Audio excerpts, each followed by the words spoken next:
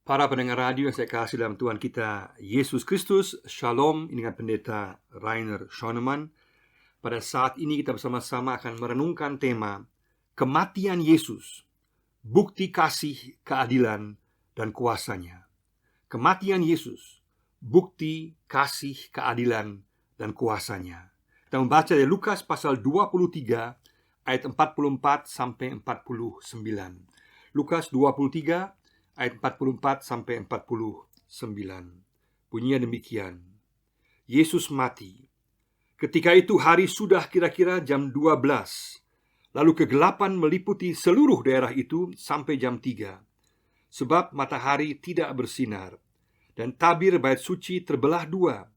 Lalu Yesus berseru dengan suara nyaring, "Ya Bapa, ke dalam tanganmu kuserahkan nyawaku." Dan sesudah berkata demikian, ia menyerahkan nyawanya. Ketika kepala pasukan melihat apa yang terjadi, ia memuliakan Allah, katanya, "Sungguh orang ini adalah orang benar." Dan sesudah seluruh orang banyak yang datang berkerumun di situ untuk tontonan itu melihat apa yang terjadi itu, pulanglah mereka sambil memukul-mukul diri. Semua orang yang mengenal Yesus dari dekat, termasuk perempuan-perempuan yang mengikuti dia dari Galilea, berdiri jauh-jauh dan melihat semuanya itu. Kematian Yesus, bukti kasih, keadilan, dan kuasanya. Kematian Kristus adalah peristiwa terbesar dalam sejarah dunia. Tidak pernah ada peristiwa kematian seseorang memiliki makna yang sedemikian mendalam seperti kematian Yesus Kristus di kayu salib. Harus ada sesuatu yang sungguh-sungguh istimewa, yang sungguh-sungguh khusus yang ada pada kematian Yesus, sehingga sampai hari ini kematian Yesus kita ingat dan kita rayakan sebagai korban penebusan dosa bagi kita manusia. Banyak orang suka menentang fakta kematian Yesus, tapi sangat jelas bahwa para ahli sejarah seperti Tacitus dari Romawi dan juga Flavius Josephus dari Yahudi jelas-jelas mengatakan bahwa Yesus sungguh-sungguh mati. Yesus tidak meninggalkan apa-apa. Yesus tidak meninggalkan partai politik, tidak meninggalkan sebuah gedung atau bangunan atau sekolah, apapun, juga tidak sebuah gedung. Bahkan kematiannya pun adalah kegagalan di mata manusia karena tergantung di kayu salib, suatu penghinaan terbesar pada waktu itu yang hanya diberikan kepada penjahat kelas besar atau kelas kakap. Yesus mati sebagai orang yang terhina. Yesus sendiri tidak meninggalkan sebuah tulisan. Kenapa? Karena Yesuslah firman Allah itu sendiri. Dia sudah ada pada saat penciptaan. Dia menciptakan dunia ini, dan dia sendiri yang kemudian adalah firman Allah yang menjadi manusia untuk membawa penebusan dosa. Secara manusia, kematian Yesus adalah sebuah puncak kegagalan total dari pelayanan Yesus.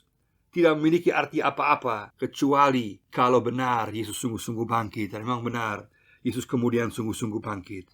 Mungkin ada banyak orang yang kagum karena Yesus memegang teguh prinsip-prinsipnya, sehingga ia berani mati untuk prinsip-prinsipnya. Dia berani tetap disiplin, berkorban, dan mati untuk prinsip-prinsipnya. Tapi hanya akan sejauh kekaguman saja. Tetapi pada masa itu kita tahu secara manusia, kematian di kayu salib adalah lambang kegagalan dan penghinaan total. Bagaimana Allah merubah simbol kegagalan total manusiawi ini menjadi suatu kemenangan yang luar biasa, suatu penghinaan yang luar biasa menjadi kemuliaan yang luar biasa.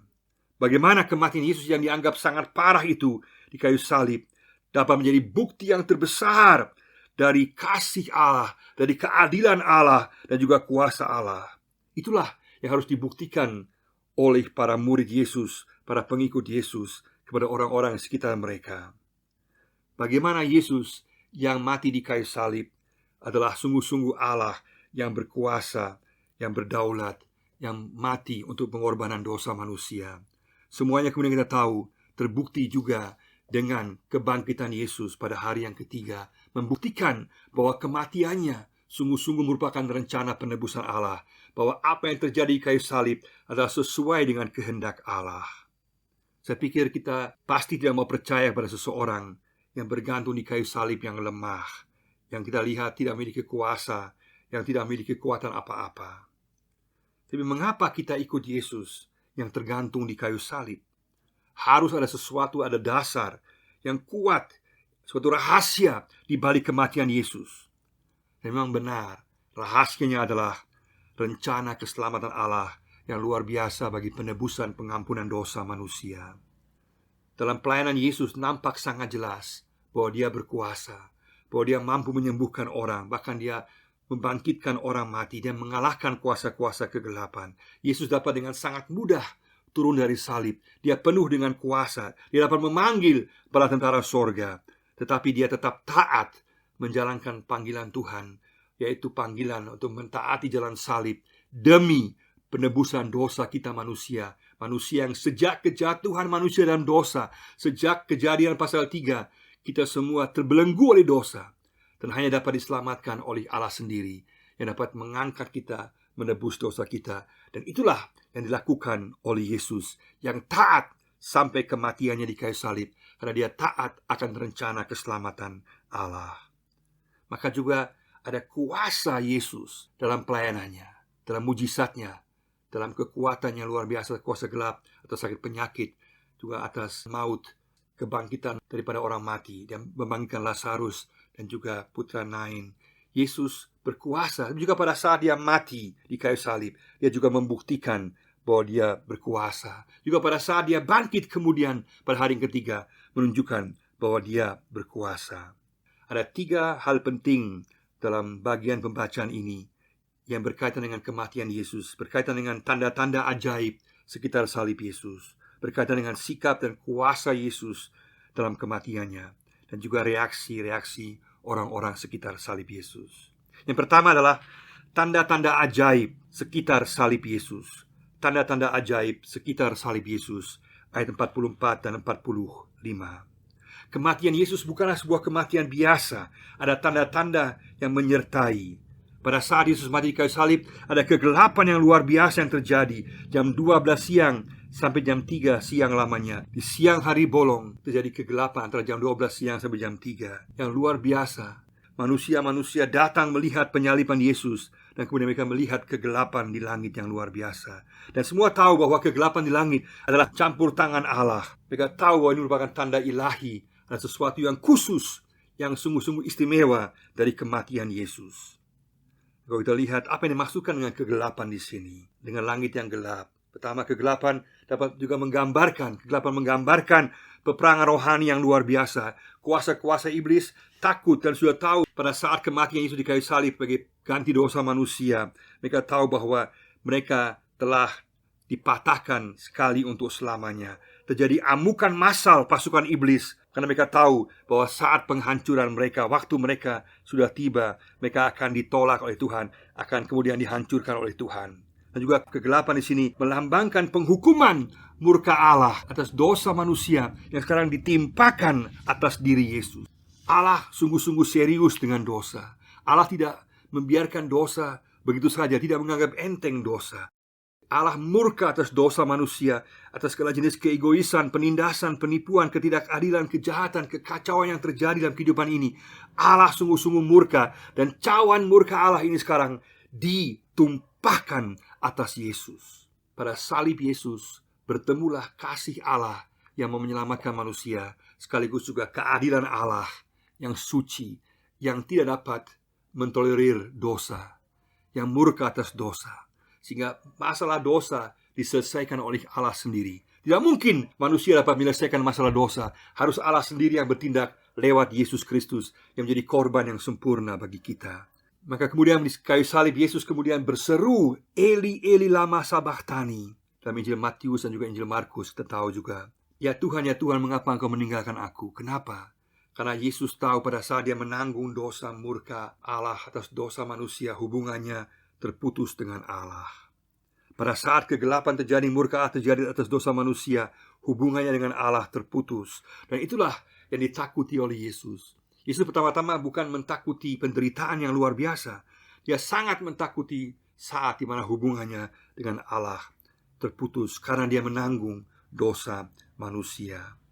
Maka pada saat Yesus mati di kayu salib, kegelapan melambangkan peperangan rohani dan juga murka Allah sekarang menjadi nyata dalam kematian Yesus sekaligus juga kemudian bahwa kuasa kegelapan dipatahkan oleh kemenangan Yesus di kayu salib. Dan sekaligus juga kegelapan adalah lambang daripada hari-hari terakhir, sesuai dengan Yoel pasal 2 ayat 31. Ini berarti bahwa sekarang pengampunan dosa yang terjadi lewat Yesus sekarang boleh diberitakan kepada seluruh dunia. Semua orang boleh tahu, semua orang akan diampuni pada saat mereka percaya kepada Yesus. Itulah yang terjadi di kayu salib. Maka kegelapan adalah lambang, tanda dosa yang sekarang ditanggung oleh Yesus, ditebus oleh Yesus, agar kita semua diampuni, diselamatkan, kemudian juga dimuliakan oleh Allah. Luar biasa. Sehingga pada saat Yesus mati di kayu salib, maka segala kuasa iblis, roh jahat dipatahkan.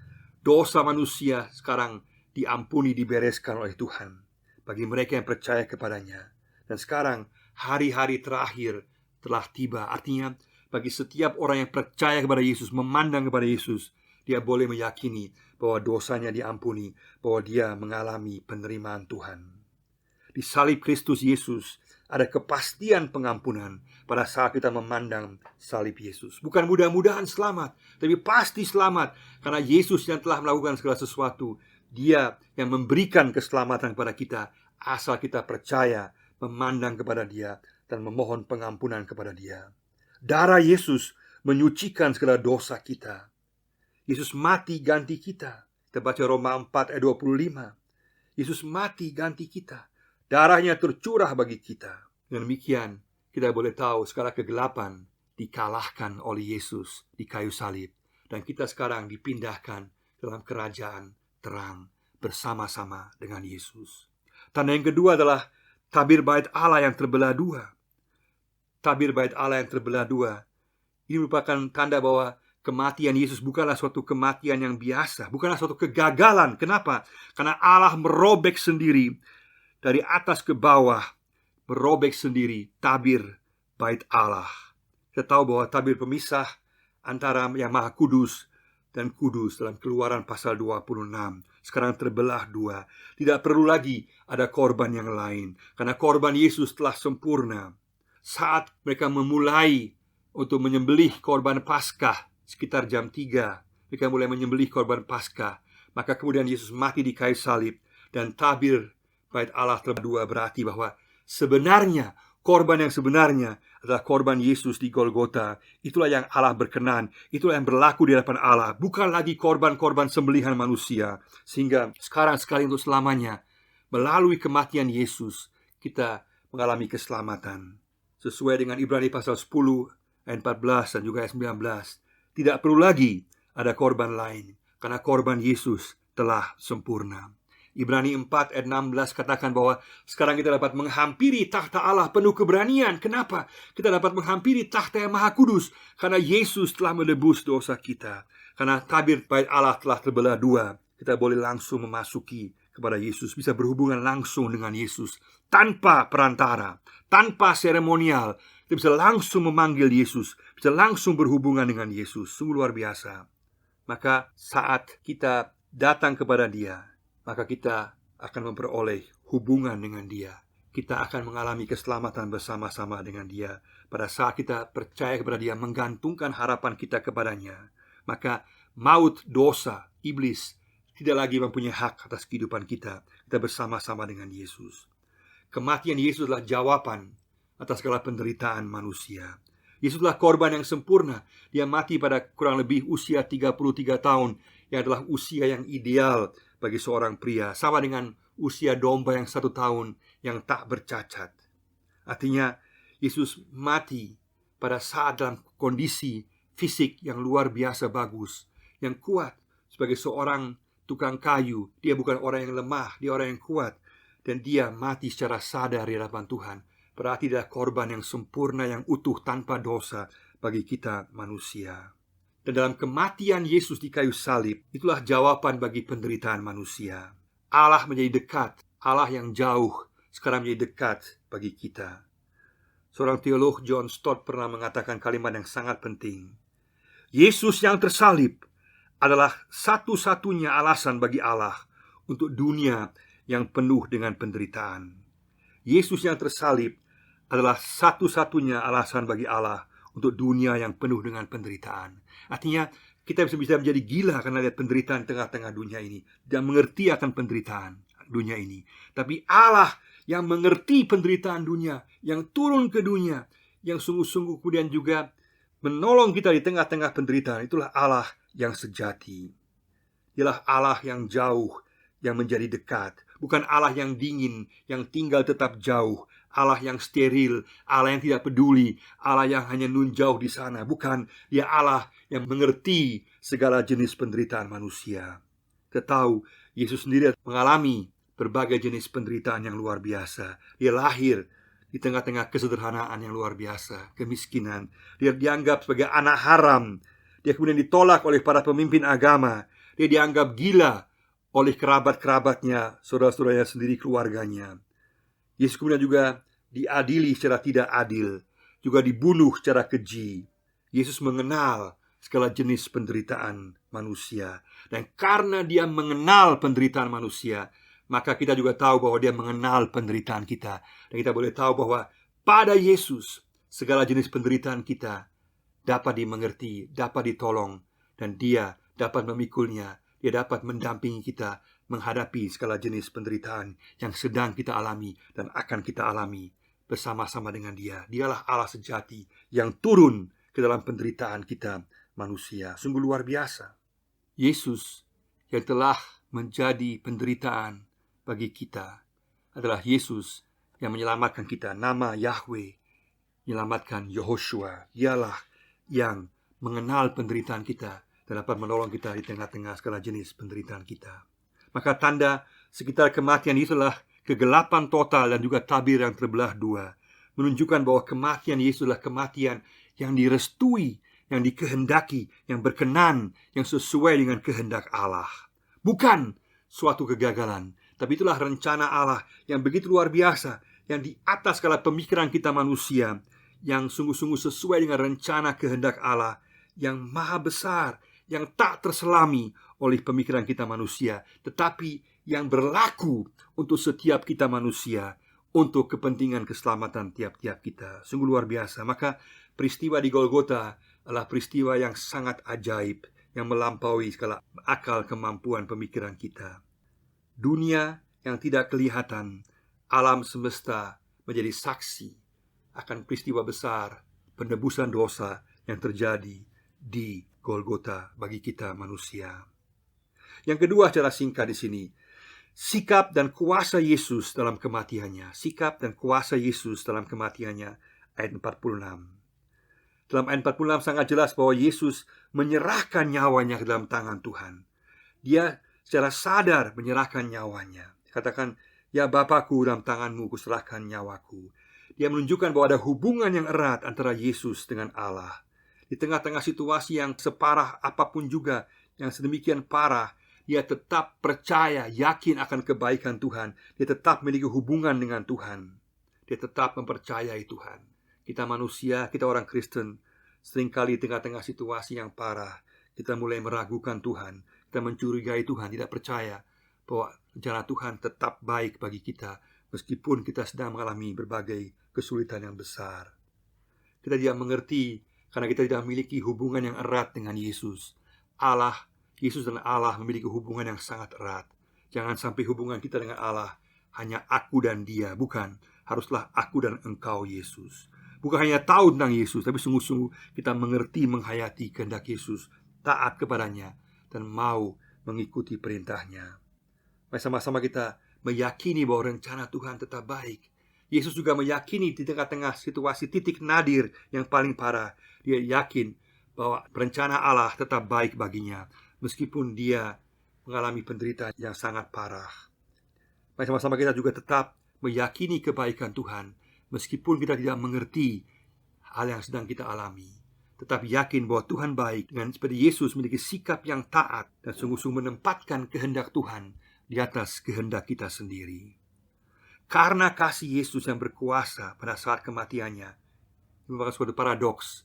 Ada kasih Yesus sekaligus kuasanya, menunjukkan bahwa Dia sungguh-sungguh mengasihi kita. Ada kasih Yesus di kayu salib sekaligus ada kuasa Yesus di kayu salib. Kenapa? karena Yesus menentukan jam kematiannya sendiri. Biasanya orang mati setelah 3 hari, orang mati di kayu salib dengan cara pelan-pelan. Tapi Yesus menentukan jam kematiannya sendiri. Yesus berteriak dalam keadaan yang masih kuat, dalam keadaan sadar. Dia menyerahkan nyawanya kepada Tuhan. Yesus berkuasa dapat menentukan jam kematiannya sendiri. Makanya Yesus bukan dibunuh, tapi Yesus menyerahkan nyawanya. Sangat penting. Yesus bukan dibunuh, tapi dia menyerahkan nyawanya bagi kepentingan dosa manusia. Juga sesuai dengan Markus 10:45, bahwa Yesus datang untuk membawa penebusan. Dia menyerahkan dirinya sebagai ganti bagi orang banyak. Yesus berkuasa menentukan jam kematiannya sendiri. Yesus bukan berada di bawah kuasa manusia. Di tengah-tengah kematiannya pun dia menentukan jam kematiannya sendiri. Berarti dia sendiri yang berkuasa atas segala sesuatu. Kita memerlukan mata rohani untuk sungguh-sungguh sadar dan melihat apa yang sedang terjadi di kayu salib. Bahwa Allah sendiri menunjukkan kasih dan keadilannya. Bahwa Yesus sendiri taat, yang penuh kuasa, karena kasihnya mengorbankan dirinya untuk kita. Dulu salib merupakan tanda kehinaan. Sekarang salib adalah tanda kehormatan, tanda kebanggaan, tanda yang mengartikan bagi kita, aku orang yang diberkati, aku orang yang dikasihi, aku orang yang diampuni, aku orang yang diselamatkan sebagai ganti oleh Yesus. Dan semua ini karena kematian Yesus di kayu salib. Aku orang dikasihi, aku diampuni, aku diselamatkan. Yesus mati ganti aku. Itulah tanda salib. Pada saat kita memakai tanda salib sebagai kalung, sebagai simbol, ingat terus, kita dikasihi, kita diampuni, kita diselamatkan. Yang ketiga, secara singkat, reaksi orang-orang sekitar salib Yesus. Reaksi orang-orang sekitar salib Yesus, ayat 47-49. Ada 3 kelompok di sini, yaitu kepala pasukan, orang banyak, dan juga orang dekat dari Yesus. Mereka mencerminkan berbagai sifat yang berbeda-beda. Mereka melihat peristiwa yang sama, tapi memberikan reaksi yang berbeda. Yang pertama, kepala pasukan, dia melihat apa yang terjadi. Dia kemudian mengakui dan memuliakan Tuhan. Dia katakan, orang ini bukan orang biasa, tapi adalah orang yang benar, dikaios, orang yang berkenan, orang yang disukai, orang yang tidak bersalah, yang diterima oleh Allah, yang sesuai dengan kehendak Allah. Luar biasa. Dia tidak mengerti firman Tuhan, tapi dia melalui kesadarannya, pemahamannya, dia melihat bahwa kematian Yesus adalah sesuatu yang luar biasa, menunjukkan kebenaran Yesus, dan juga bahwa dia tidak bersalah. Dan melalui kematian Yesus membawa keselamatan bagi manusia. Mata rohaninya terbuka, mengerti salib Kristus, mengerti rahasia salib Kristus, kasih Allah, rencana keselamatan Allah. Kita memerlukan, pada saat kita melihat kematian Yesus pada saat ini, kita perlu memiliki mata rohani melihat bahwa kasih Allah yang tercurah atas kita, rencana Allah yang tercurah bagi kita, semuanya karena kita, karena Yesus mengasihi kita dan dia mau menebus dosa kita. Yang kedua adalah orang banyak di sini. Orang banyak, mereka melihat hal yang terjadi, mereka menyesal, mereka pulang dengan memukul-mukul dada mereka menyesal, tapi tanpa konsekuensi, tanpa tindakan nyata, hanya formil saja, percuma saja. Percuma kita menyesal tanpa ada konsekuensi apa-apa. Bagaimana sikap kita? Apakah kita sungguh-sungguh menyadari dan juga memuliakan Yesus seperti kepala pasukan? Ataukah seperti orang banyak yang hanya menyesal saja, tapi kemudian tetap berdosa lagi dan tidak mau berubah, tidak mau diperbaharui, tetap mau mengikuti kehendak kita sendiri, hanya formil saja? Ataukah kita seperti orang dekat Yesus, para murid yang hanya menonton dari jauh saja?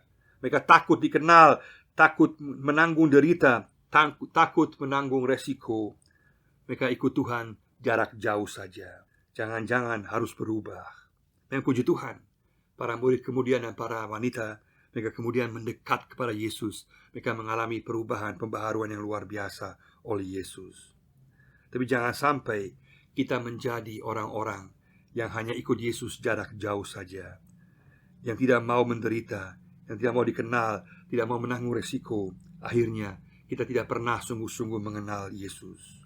Saat kita gagal, mari sama-sama kita balik mendekat kepada Yesus. Jangan kita menjauh daripada Yesus. Puji Tuhan, para murid kemudian mereka mendekat kepada Yesus. Setiap kita yang gagal, saya dan saudara, pada saat ini kita boleh datang kembali kepada Yesus. Dia mau menerima kita dengan tangan yang terbuka. Dia mau mengampuni kita. Pada salib Yesus ada kepastian pengampunan dosa. Ada kepastian kasih, keadilan, dan kuasa Yesus. Apakah kita seorang Kristen yang hanya bersifat verbal saja, hanya mengaku di bibir saja Kristen atau KTP Kristen saja? Ataukah Kristen ornamental, kita hanya memakai tanda-tanda simbol-simbol Kristen saja, tetapi tidak sungguh-sungguh mengerti arti tanda-tanda itu, salib, dan lain-lain? Apakah kita orang Kristen model seremonial yang hanya ikut ibadah saja tanpa mengerti hati kita jauh?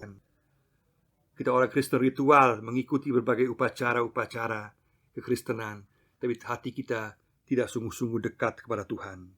Ataukah kita sungguh-sungguh adalah orang Kristen personal, orang Kristen personal yang memiliki hubungan pribadi dengan Yesus? Yesus katakan, tanganku terbuka bagimu, saat ini datanglah kepadaku. Aku mau memelukmu, aku mau mengampunimu, aku mau memulihkanmu, dan aku mau memuliakanmu kekal selama-lamanya. Semua tanda sekitar salib Yesus, semua kuasa Yesus akan percuma bagi kita secara pribadi jika kita tidak menyikapinya secara pribadi dengan sungguh-sungguh menyerahkan diri kita kepada Tuhan, sehingga mata kita terbuka untuk melihat bahwa pengampunan Yesus berlaku untuk tiap-tiap kita, bahwa jalan salib merupakan rencana Allah untuk keselamatan kita manusia. Tidak perlu ada korban lagi, bahwa kematian Yesus di kayu salib adalah bukti kasih-Nya, keadilannya, dan kuasanya. Juga kemenangan atas dosa iblis dan maut. Juga lewat kematian Yesus di kayu salib, kita boleh tahu bahwa sekarang kita memiliki hubungan yang personal, yang pribadi dengan Tuhan. Dan ada harapan di tengah-tengah penderitaan, karena Yesus menyertai kita, penderitaan yang menuju kepada kemuliaan. Mari sama-sama kita katakan, kita mau memandang salib Yesus, dan kita mau memiliki hubungan yang pribadi, yang personal dengan Yesus, agar pengampunannya berlaku bagi kita, kemuliaannya berlaku bagi kita, kasih-Nya berlaku bagi kita, penghargaannya berlaku bagi kita, berkat-Nya berlaku bagi kita, kini dan kekal selama-lamanya. Kiranya Tuhan memberkati kita semua. Amin.